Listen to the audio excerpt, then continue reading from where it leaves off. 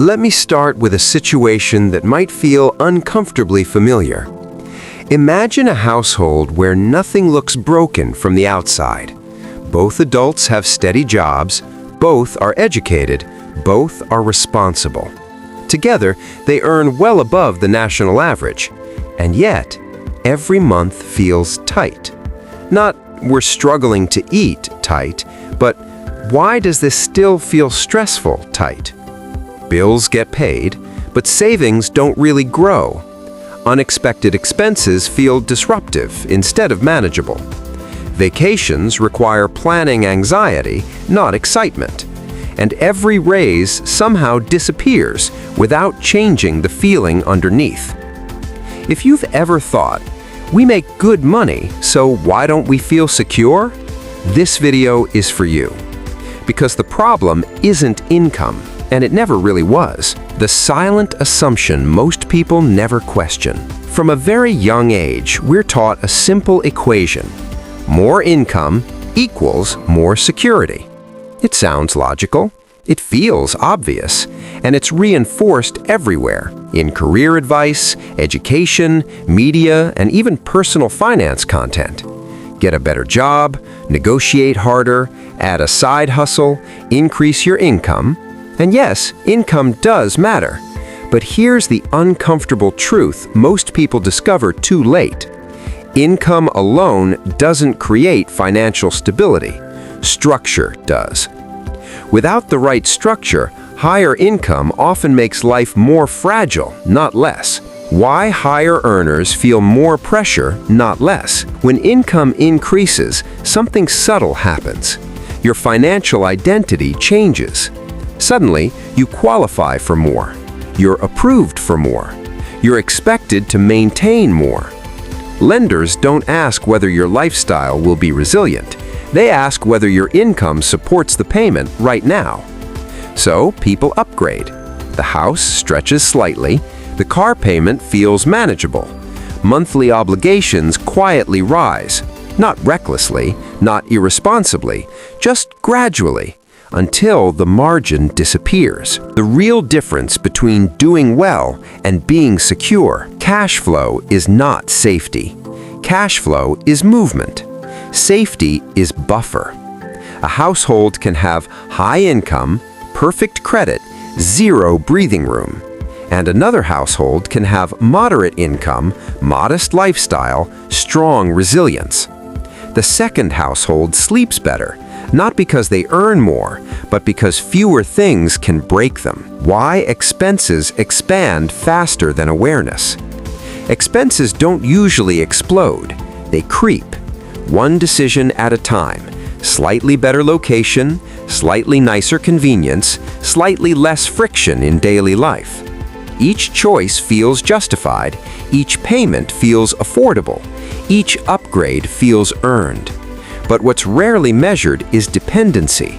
How much of your life now requires everything to go right? The hidden cost of normal. What makes this so dangerous is that none of it looks extreme. The lifestyle feels normal, your peers live similarly, your spending matches your income level, which makes the stress confusing because nothing looks wrong, yet everything feels fragile. That's the trap. Why financial stress isn't about money. Financial stress usually comes from one question, even if we don't say it out loud. What happens if something changes? A job loss, a health issue, a family responsibility, a burnout moment? The fear isn't poverty, it's rigidity, the sense that there's no room to adjust. Security is the ability to absorb change. Real financial security isn't about growth, it's about absorption. Can your life handle a temporary income drop, a career pause, a necessary shift? If the answer is no, the system is brittle regardless of income. Why lifestyle inflation is psychological, not logical. People assume lifestyle inflation happens because of greed. It doesn't. It happens because convenience reduces friction, comfort feels like progress, and social norms quietly reset expectations. And once comfort becomes baseline, stepping back feels like loss, even if the numbers say otherwise. One question that changes financial decisions. Instead of asking, "Can we afford this?" try asking, "What does this commit us to long term?"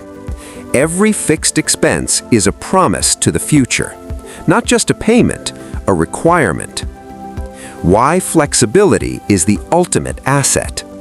Flexibility means you can say no, you can slow down, you can choose differently when life shifts. And flexibility is created before it's needed, not during crisis. Counterintuitive approach that actually works. Here's the mindset that separates households who build lasting stability from those who stay stressed. Design your life so it can function on less than you earn. Not forever, not perfectly, but structurally. When income exceeds requirements, money becomes a tool, not a pressure source. What this looks like in practice. It doesn't mean extreme frugality. It doesn't mean deprivation. It means fixed costs that don't demand constant performance, savings that grow without effort, decisions that don't require optimism to work. The goal isn't to impress. The goal is to endure. Why this feels harder than earning more? Earning more is socially rewarded. Restraint is not. You'll never get applause for choosing less expensive comfort, not upgrading when you could, building margin quietly. But margin compounds, just like money. The long-term payoff nobody talks about. Households that preserve flexibility eventually experience something rare: peace without constant earning pressure. They don't feel trapped by success. They don't fear change. They measure worth not by monthly obligations.